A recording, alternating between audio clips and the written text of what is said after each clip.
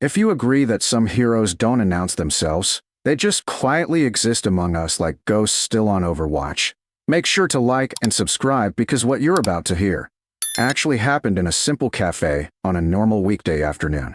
She wasn't glamorous. She wasn't walking in like she was the moment. She wasn't trying to be noticed. She was just a 28-year-old woman sitting by herself, writing postcards at a corner table.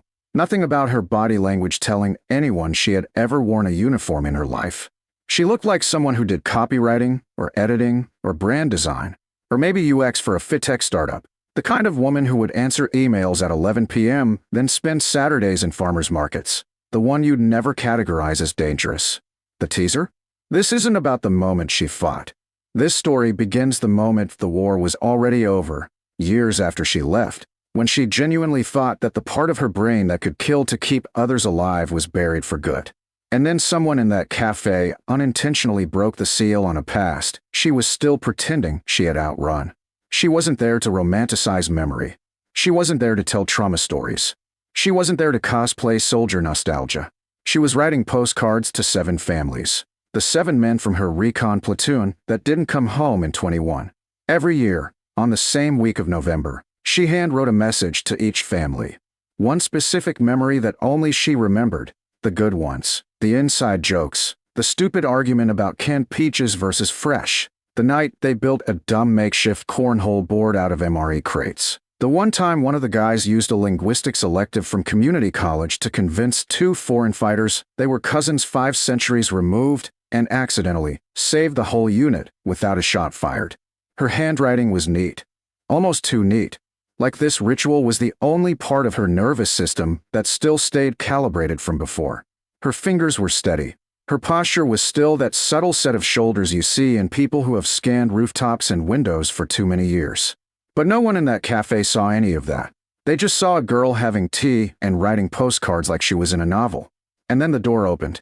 A man walked in wearing a uniform no one sees outside bases and Pentagon hallways. 4 stars on the shoulder, chest full service ribbons that nobody in the cafe could even name, and a face that carried the kind of gravity that instantly alters the room's internal air pressure.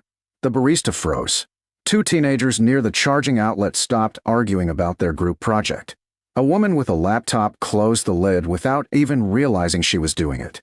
The general scanned the room like he already knew the coordinates, and walked directly to her table. She stood up automatically, like command chain conditioning was stored in muscle memory, buried so deep in her spine that even years away couldn't erase the instinct. She looked 28, but in that exact millisecond, she looked like a captain again. The one who used to command men twice her age in a theater nobody here would ever learn about in textbooks. The general didn't salute first. He braced first. He braced, like he was the subordinate, and the entire cafe watched the world invert. "Captain," he said quietly, "lead the recon team." The sentence detonated in the room like a silent concussion blast. People dropped forks. Someone literally whispered, "No way she's military." Because nothing matched. Her hoodie didn't match. Her tee didn't match. Her soft calm face didn't match. But her eyes changed instantly the moment he said it. That switch, that terrifyingly beautiful switch where mission brain activates like a server powering back online. She didn't panic. She didn't hesitate. She didn't ask why he was here. She didn't ask what this was about. Because deep down she already knew, the universe never sends someone like him unless something that was never supposed to resurface, surfaced. She said quietly, "I told you I was done, sir."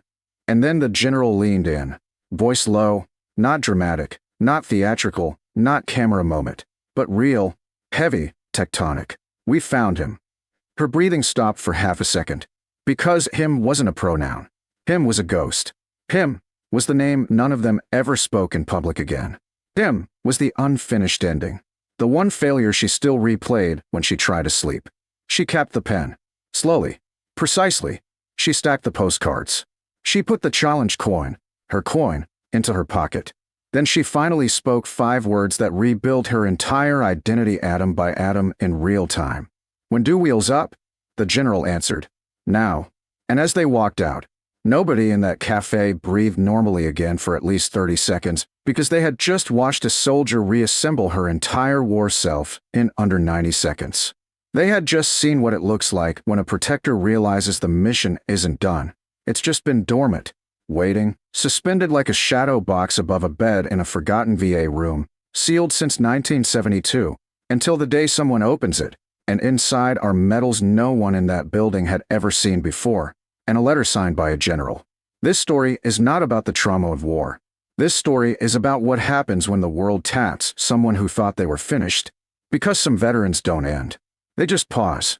The car they left in wasn't a black SUV, wasn't an armored convoy, wasn't anything dramatic. It was an unmarked old sedan with government plates that looked like it belonged to a retired IRS auditor, not a four-star general, and a former Recon Captain being quietly reactivated on American soil.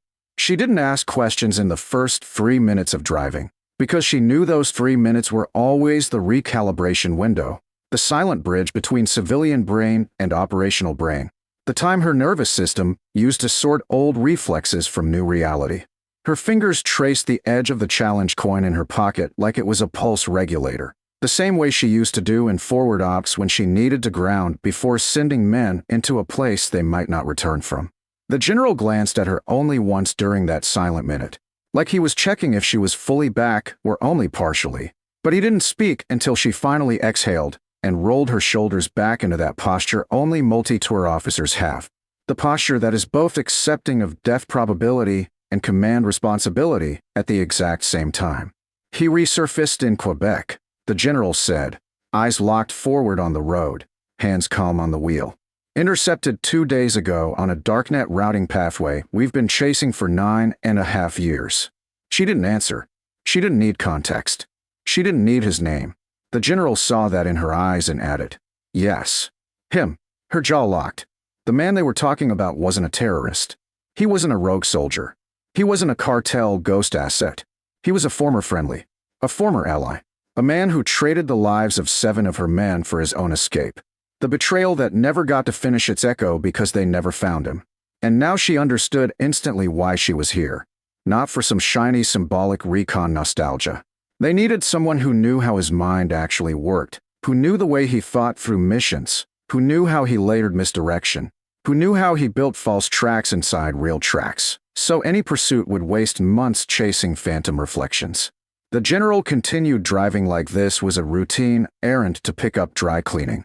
We have 2 NSA cryptanalysts and a behavioral predictive team arguing over whether this new signal is a trap or a true location.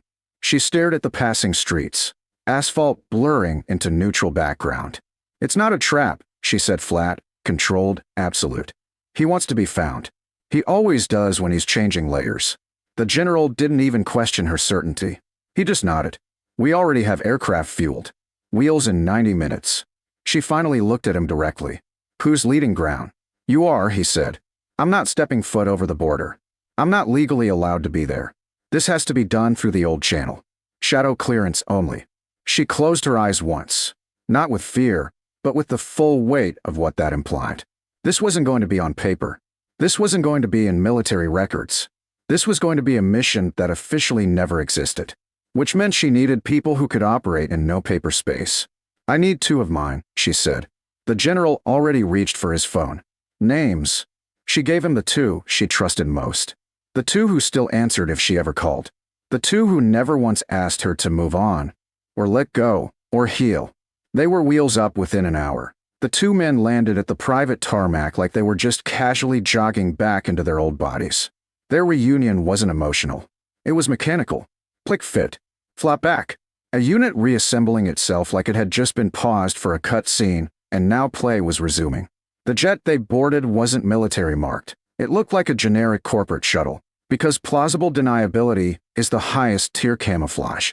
Once airborne, only then did she finally open. The manila folder the general had placed on her lap right before she stepped onto the aircraft. 6 printed photos. All recent. All surveillance. All confirming the same face she had memorized like a brand under the skin. The man who betrayed them looked older. Yes, but not broken. Not hunted. Just waiting too. The worst kind. The kind who thinks he still gets a say in how the world writes the ending. Her pulse didn't spike. It slowed. It always slowed before impact. The 2 men with her waited for her first directive, like they always did. Because when she slipped back into command voice, the world always felt like it made sense again. She stared out the window into the black sky over the eastern seaboard and spoke 3 words that sealed fate in motion. "We finished this." Quebec at 3:14 a.m. didn't feel like Canada. It felt like the nowhere dark between unfinished war and present timeline. The kind of ancient winter cold that does not just numb the body, it forces the mind to remember the exact night the world split in half. Snow wasn't falling soft, it was needle sharp, hitting their cheeks like memory, trying to stab itself back into the front of consciousness. They moved through the tree line like a unit that had never stopped breathing the same rhythm.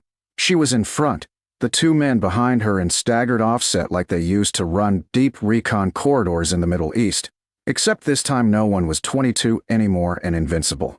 But their bodies still remembered the invisible math: spacing, silhouette discipline, horizon bleed, sound drift. The way to read shadow on snow when enemy is close before boots ever get visible. Every step she took was calibrated by an instinct that never died. A ghost skill that stayed dormant until this night. They hit the structure exactly where she predicted he'd stage, because she knew him like predator knows predator, like mirror knows mirror, like betrayal knows the exact angle it hides behind. A rusted old comms cabin that looked abandoned on the outside, but the satellite backscatter she saw in the intelligence packet told her one thing. Inside was not blackout. Inside was active signal. She held up 2 fingers. Halt. Slow breath. The 2 behind her froze like time statues. And just like she did overseas, she opened the door not like an action scene, but like a surgeon opening a chest cavity. Quiet. Controlled. Surgical. And there he was, sitting like he had been waiting decades for this rematch. Older. Hollow. Eyes still carrying that same sick little smirk. The one men like him wear when they think they're smarter than fate. "Captain," he said, almost amused. She did not return a greeting. She didn't give him dignity. She didn't give him familiarity, because acknowledgement is currency. He tried rewriting his own story again. It wasn't betrayal, he said. It was survival. She finally spoke. Flat, steady, lethal in its simplicity. "You chose yourself over 7 men who believed in you." He shrugged. That shrug, that small, indifferent shrug was his true confession. Because that was the shrug of a man who thinks human lives are just pieces on a board he gets to rearrange forever. In that microsecond she knew something absolute. If left alive, he'd do it again to someone somewhere else. And history would just keep bleeding in the exact same hidden places normal people never see. What happened next was a movie drama. No raised volume. No screaming. No camera angles. Just professional, surgical, controlled military justice. No noise, no broadcast, no legend, no glory chasing. Quiet like snow-absorbing sound. Final like a sealed envelope. They left the cabin like 3 ghosts evaporating back into the trees. The sedan across the border drove them back like it was a carpool leaving overtime shift at a warehouse. Totally unremarkable, totally invisible. On the flight home, no one spoke. Not because they were shattered, but because closure rarely requires noise. Closure just needs completion. She held the 7 postcards in her hands the entire flight back, thumb resting on the crease of the envelopes like she was protecting the memory inside them more than she was holding paper. When wheels touched tarmac, she walked into the parking structure, found a blue USPS drop box, and mailed all 7. Not as tribute to pain, but as final proof the story those families carried no longer had a monster still living inside it. The general met them at the far edge of the private hangar. He didn't salute. He didn't hand medals. He didn't repeat history speeches. He just gave her a subtle nod that said every unspoken truth. It is done. She didn't re-enlist. She didn't chase another mission. She didn't turn the adrenaline into addiction like many do because they don't know who they are without the violence. She went quiet again. She returned to the same cafe exactly 1 week later. Same table, same chair, same pen, same tea, except this time the air around her body felt still, not tense coil waiting for the next ghost to breach memory. She opened a fresh blank postcard. She wrote nothing heavy, just a single sentence to herself. "You are allowed to be alive again." She slid it back into her notebook for no one to ever read. And the world went on. People in that cafe never forgot that one afternoon when a 4-star general walked in and ordered a 28-year-old woman writing postcards to lead a recon team again. And she just stood up and became something ancient and dangerous in under 6 seconds. Some heroes don't ask for permission to exist. Some don't carry their identity like decoration. Some don't preach origin stories. The real ones just wait quietly, and when unfinished ghosts from old battlefields crawl back out of the dirt, they end the story properly, and then they return to their seat, pen in hand, like absolutely nothing extraordinary ever happened at all.